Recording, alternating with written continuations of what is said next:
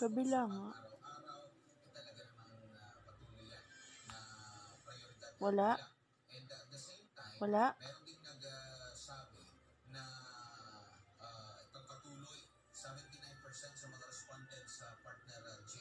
Wala, hindi yata yung gagalawin. Wala. Walang panulat.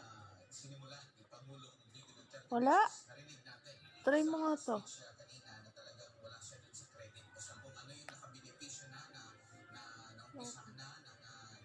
Naku. Thành ra là ơn. Hãy để anh giúp em giữ nụ cười của em trên môi. Anh sẽ tan nàng, yeah. Không muốn cầu kỳ cho rồi nhà anh bán vàng, yeah, yeah.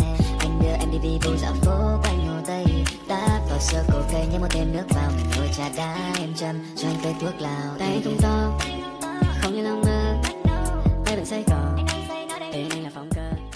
Trên thế giới này có hơn 7 tỷ nụ cười, nhưng mà với anh thì nụ cười của em mới là đẹp nhất. Thế nên là làm ơn, hãy để anh giúp em giữ nụ cười của em trên môi. Đâu đó ở vùng ngoại ô những chiếc xe tăng đẹp máu chảy. Sài Gòn ngày xưa trường thu tâm biết nhà đưa tà áo gái da nông. Họ hẹn ở góc quán nhỏ sau giờ tan học đó là điều ca mong. Sài Gòn ngày xưa với mắt em đẹp như hồ ngọc của Đông Dương. Đôi chàng nghệ sĩ hoài mơ trong đó tặng quên những chuỗi ngày phong sương. Sài Gòn là em, anh là gia đình nắp ôm trong vòng tay ấm áp. Đưa em đi về trên đường Công Lý mặc kệ đông phong chẳng thấm tháp. Sài Gòn ngày xưa bình minh anh vầy thì cùng Hoàng Huyền nơi nhà hát. Một chút hoài niệm về thời đẹp nhất anh em họ quyền và bài hát.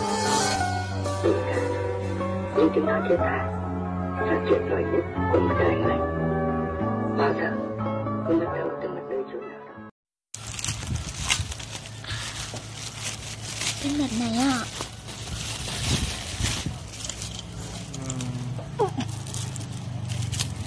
Cái này mình mới giàu hả? 3, 4, 5, 6, 7, 8, 9, 10. Hai bạn mình mới giàu hả?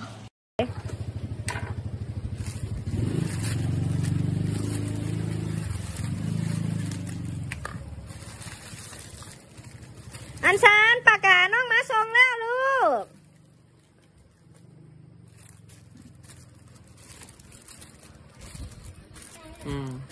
ปากกาแน่